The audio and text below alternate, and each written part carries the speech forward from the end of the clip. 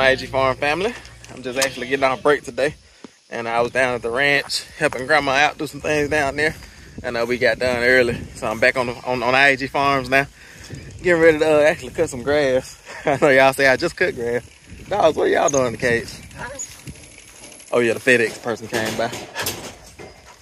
We had to lock them up because the FedEx person came by, and our dogs aren't aggressive, but I say that, but then they doing all this crazy stuff. They just stop now. Don't stop now that you're on camera. Get in and be attacking solo. Like that. Like that right there. They're just playing though. They're brothers. Brotherly love.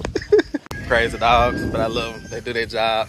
Try to take care of them the best we can. But we're, you know, as things grow, because a lot of people, this is funny, because I'm getting all off subject of what I want to talk about. But it's funny because people always get on us about our dogs being in this small cage, you know, and they have the opportunity to go and be in the barn and all type of places like that, but our dogs like to sneak up to our neighbor's property when our neighbor's dogs go in heat, and so we have to lock them up just at night to make sure they don't run off, and we let them run around free range all day, and so they really only spend about 4 hours a day, you know, at night in the cage, because we lock them up in the cage probably 11, 12 o'clock at night when we're going to bed, and then we let them out for the rest of the day, so they're only in the cage about 3 or 4 hours. But this is what I want to say though, because we talk about how small the cage is for the dogs, but look at this camper. Do y'all know that this is what we stayed in when we first moved down to the property? And not only did we stay in this camper, we were off grid. We didn't have any power. Like we had power because we had solar power, and we used compost toilets, but it was 5 of us and we stayed in this camper. So I think the dogs can temporarily stay in their little cage and be all right, you know, until we grow to the point to where we can get them something bigger and get them maybe a dog kennel, because I used to sell dog kennels actually, and y'all can go on back in when y'all get done cleaning up. Y'all done? Yeah. Y'all can go back in. Thank you. But I have something to show you. Okay, don't worry about it. I'll see you later. Yeah, the boys are cleaning up around here so I can mow the grass, getting all the bikes and everything out of the way. And y'all need to get that out the way. Y'all talking about that little TP? Yeah. Get that out the way, because I need to mow that grass right there. I'll get it out the way. Thank you. And when you get done getting that TP out the way, go ahead and do the downspouts for the gutters, okay? Just instructing the boys on how to clean up and what to do. Like I said, so I don't have to get out the lawnmower and pick up stuff and all that type of stuff. Titus usually comes out and move these little downspouts and put them to the side so I can mow right up beside him. But anyway, I actually wanted to pick y'all up because while I was on break, because I edited last night that video that Megan did when she was coming clean, you know, the I.A.G farm mama. And actually, Megan has a blog, and she writes all these things in her blog.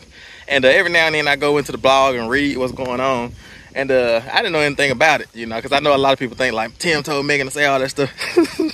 It's like, you're wrong. For real. It's like, let Megan be Megan. Let her confess her sins and, you know, get herself right with the Lord. Like I said, I'm just lightheartedly speaking about it. Like I said, hopefully y'all don't think that I'm taking it lightly though. Like I said, I'm just more of a free spirit, you know. Megan might not be as much of a free spirit. She may be like a thinker, you know what I'm saying? Like I just go and get it done. For real. Think about it later. But you know, Megan, she wrote the blog, and I read the blog, and I was like, man, this is amazing. And I was like, man, you should share this like on the YouTube channel, like, because this can help somebody, you know, because you know, it's just, that's what we're here for. We're here to encourage people, you know. It's all about God, you know. It's not just all about feeding animals, and not all about restoring houses and all that type of stuff. Not all about renovating or developing the Resurrection Ranch so grandma can live there.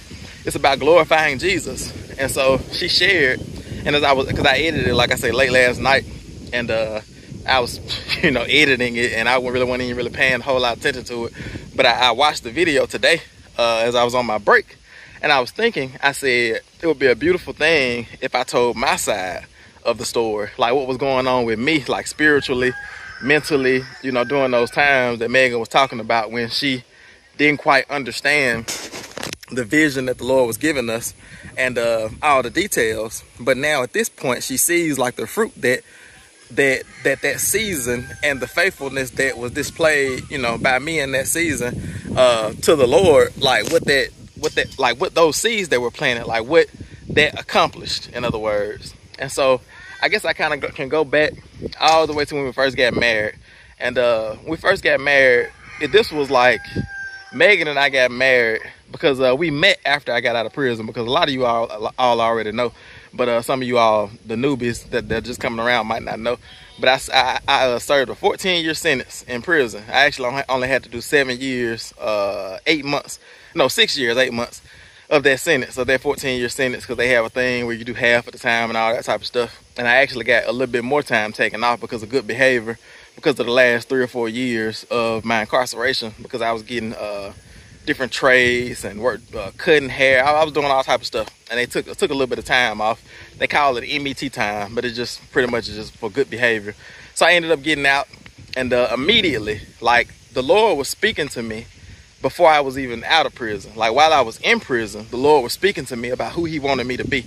And so I got out of prison like like a madman. Like, I'm talking about like no foolishness. Like, this is what needs to be done. I was on the mission field like day one. I'm talking about the day after I got out of prison. I was like at work, working with my dad. We had our own business. I was actually doing that type of business, that type of work with my dad before I even went to prison when I was younger, like doing tractor work and working with firewood and all those type of different things.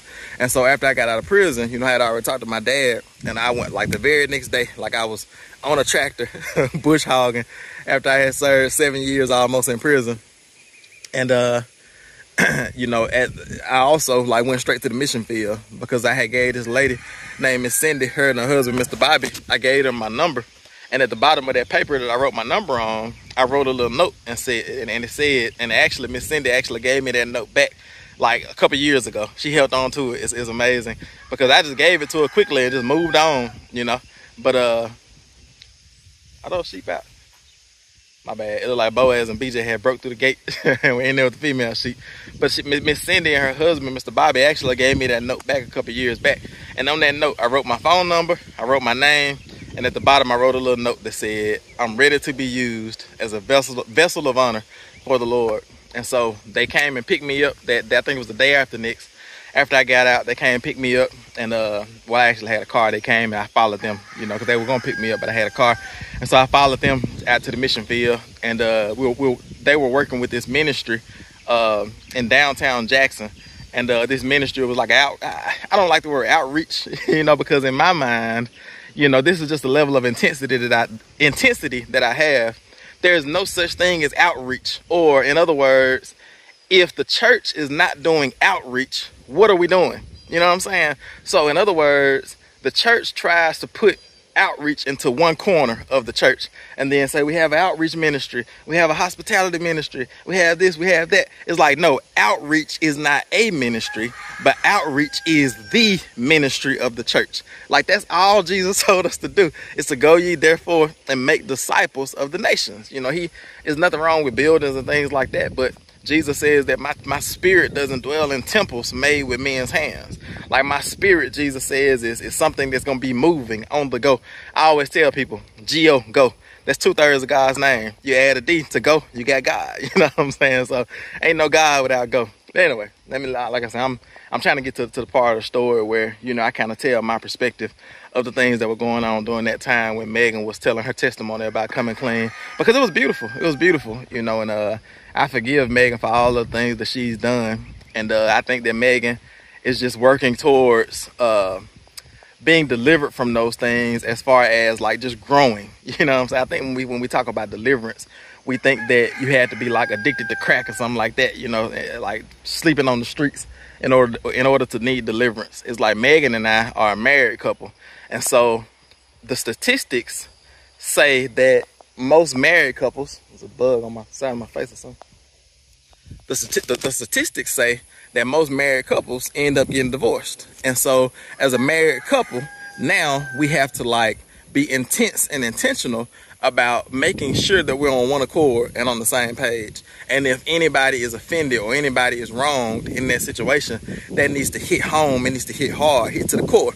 You know what I'm saying? It doesn't need to be taken lightly, you know. And I think that that's what you all sensed in that testimony, in that video, was Megan not taking it lightly, knowing that our marriage is a valuable thing, and then knowing that our relationship and how we interact with one another is just so valuable. You know, a guy told me one time, he said, a married couple is the most powerful thing on this earth. Nothing can stop it, you know, a married couple that's unified, at least. And so I think that's what we saw in that video. Like I said, I just got done watching it really for the first time, even though I edited it, but it was late in the middle of the night and I was super tired. So I just really saw it for the first time today. So I'm really like giving my response, you know, to that video that I actually edited. I should have already knew about it. But anyway, so got out of prison, went straight into the ministry, went straight into the mission field, and my passion was so like, you know, I was just so passionate, and you know, that says it all right there.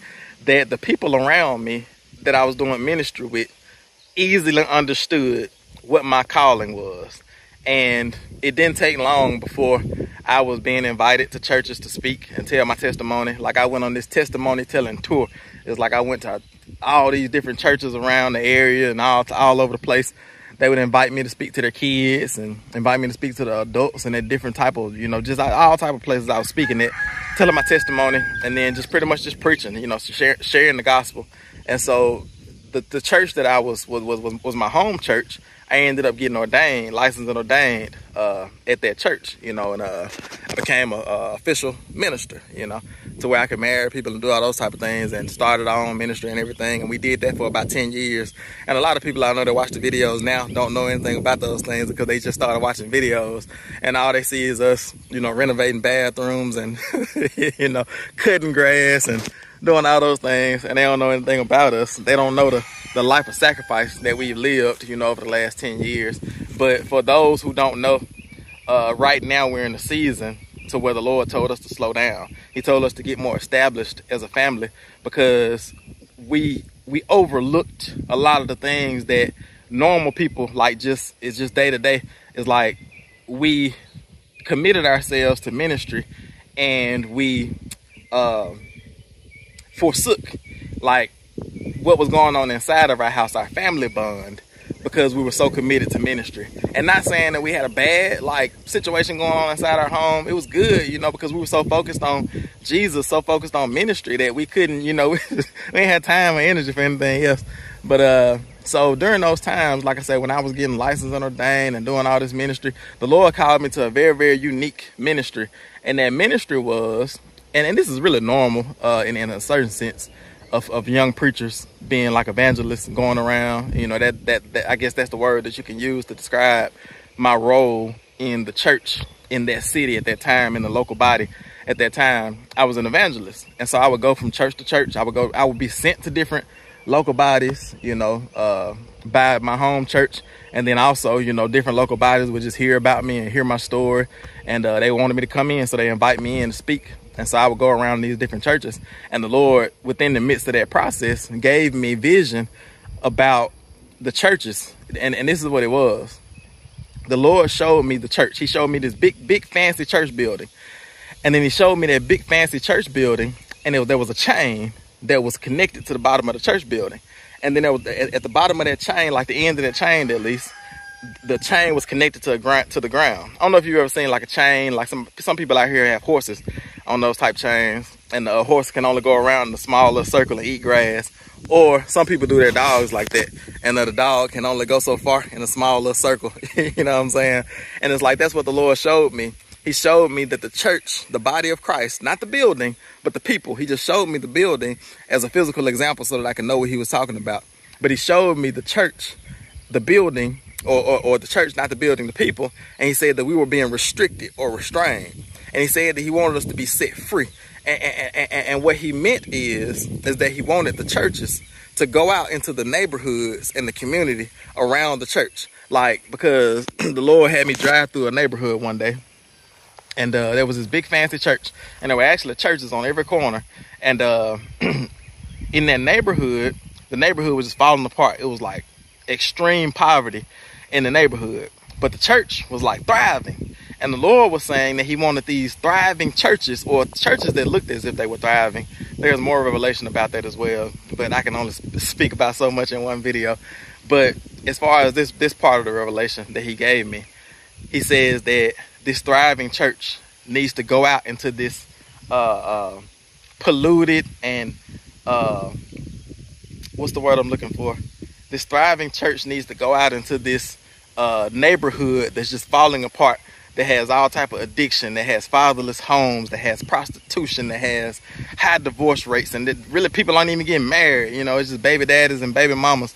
And the Lord says that this church needs to take the things that they have and go out into this community and uplift those people, you know what I'm saying, and bring those people up and minister to those people, pretty much preach the gospel, you know, bring life and life more abundant, you know, and come against the death that the enemy, you know, because the enemy's desires to kill, steal, and destroy, but the Lord wants to give life and life more abundantly. And the Lord uses his desires to use the church as that vessel that carries out that abundant life, or that manifests that abundant life here on earth, you know, that carries out his will. And so during that time, that's the time that Megan was talking about and mentioning in her talk. You know, Megan didn't quite, the revelation, she didn't quite understand, you know, the revelation at that point. And she didn't need to understand it, you know what I'm saying? Because that's how God sets it up. You know, God spoke to Adam and told Adam what to do. You know what I'm saying? God didn't speak directly to Eve. But see, God made Eve after he told Adam what to do. And then Adam's job was to go and communicate that message to Eve. And then Eve's job was, you know, to submit in a certain way, to be a leader right alongside of her husband and carry that mission out. And that's where the problem came in at, is that Megan was raised in church. You know what I'm saying? It's like she was raised in that building that had the chain connected to it, that was, you know, connected to the ground, and her whole life, all she had did was go around in circles in that small little area, you know what I'm saying, with that one little church, you know what I'm saying? And so when the Lord called us to like take that chain up out the ground, and the Lord says, I'm setting you free, you know, Megan didn't quite know how to respond to that. You know what I'm saying? She didn't quite know how to respond to it. And there was a little bit of tension, because you got this dude, you know, that's just on fire for the Lord, that's just passionate, just got out of prison, ready to, like, you know, take on the world. And then you got Megan, who's a little bit more conservative, a little bit more dainty, you know what I'm saying? A little bit more like just thoughtful is the word I'm looking for. And I'm not thoughtful at all. I'm like, let's do it, get her done. You know what I'm saying? It's like, man, ain't got no business not preaching the gospel, you know, going out. Man, ain't got no business just sitting inside of a church and thinking that's all right, putting on a suit and doing all that type of stuff. So, you know, there was a little bit of conflict, a little bit of headbutting. But this is the key part here, because I think that this is going to help a lot of married couples, because I know every single married couple that has ever existed, all the way from Adam and Eve, have went through this same stuff, you know. So we can try to fake it and act like we got it all together if we want to, and you know, act like you know, you don't have to tell all your business and all that. No, you're right, we don't have to tell all our business, but we do have to tell God's business. We do have to tell the things that the Lord tells us to tell.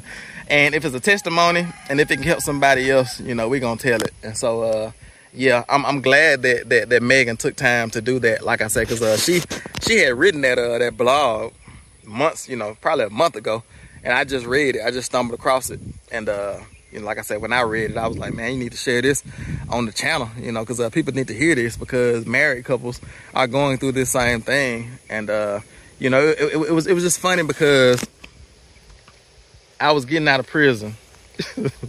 And it's like, I had dealt with anger issues and all type of stuff, like, you know, in my past, did all type of stupid stuff. And it's like, I thought that I had all my anger under control until I got married. And I started dealing with what I felt like was this crazy woman that, you know, I'm trying to pick my words wisely, because I thought Megan was perfect when we got married. Like, when because I picked my wife, like I had choices between like multiple women, and it's like I prayed about it, and I felt like the Lord, like, I know the Lord specifically told me the characteristics of what he wanted my wife to have. And Megan just fit that, you know, she fit that. And so I chose Megan as my wife. And I think I thought that she was, you know, perfect at that point. Like, she probably thought the same thing about me, you know what I'm saying?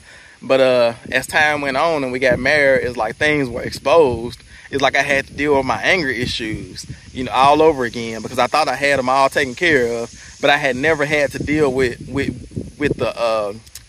the anger problems in a marriage, because it's different. You know what I'm saying?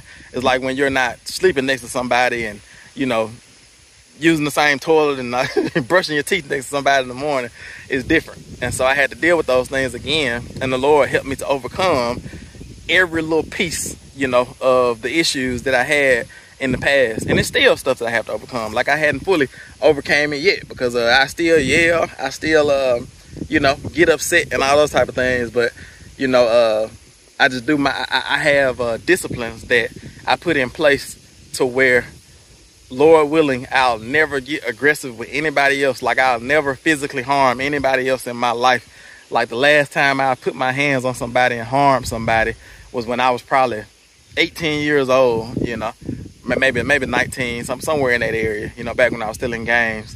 But I want to be like super gentle. I want to be one of the most gentle people that has ever lived and ever existed. You know, I want that to be like a part of my identity. You know, I may be a little bit gruff on the outside, but in the inside, I you know, most people will confess that I'm just a teddy bear. You know what I'm saying? So, yeah, but dealing with some of the stuff that we had to deal with early on in marriage, it really tested a lot of those things. And I remember one time I was headed outside to do something, and Megan was mad about something, and I was trying to walk out the door, and she stood in front of me in front of the door, and she, like, in her mind, she wasn't gonna let me leave. You know, just walking. I'm just going outside. I'm not cranking up and leaving nowhere, going nowhere. But I just gently just picked her up and just set her down. Like, I just, you know, just literally just picked her up, set her down, and walked out the door. And she followed me out there, and she was still fussing and doing all that type of stuff. But it's like, that's just normal married people stuff. You know what I'm saying? But it doesn't have to be accepted. Just because it's normal, just because it's routine and people go through those things, that doesn't mean that it has to be accepted. Like, we're supposed to be the light of the world, the salt of the earth. You know what I'm saying? So, you know, we need to, like, even if things seem small to the world, because it's like, you know, I remember reading some of the comments today as I was watching the video, and people were saying, I thought you were going to say you cheated on your husband or something. It's like, just because, I thought you were going to say you were like a prostitute or something. You know what I'm saying? It's like, just because it's not that means that, like, it's still important to God, even though it's not like drug addiction. And, you know, because it's things, and I think I can end by saying this, because a lot of times we'll look at, like, certain neighborhoods, for instance, and we'll look at a suburban neighborhood, and then we'll look at a like a ghetto, like a poverty-stricken neighborhood, and we'll see all type of, like, a drug addiction in the poverty neighborhood. We'll see all type of you know, drug dealing, all that type of stuff, and we see, oh yeah, that's sin. You know what I'm saying? That those are things that they need to be delivered from. But then we look at this suburban neighborhood, we look at these big fancy neighborhoods, and we think, like, oh yeah, they got it all together. But those families are getting divorced at just a high of a rate. Like, those kids are living without fathers at just a high rate. And it's like, there are things that are going on in those families and in those neighborhoods. They might not, like, seem as intense or seem as demonic, but they're just as intense. You know, like, we still have to deal with those things.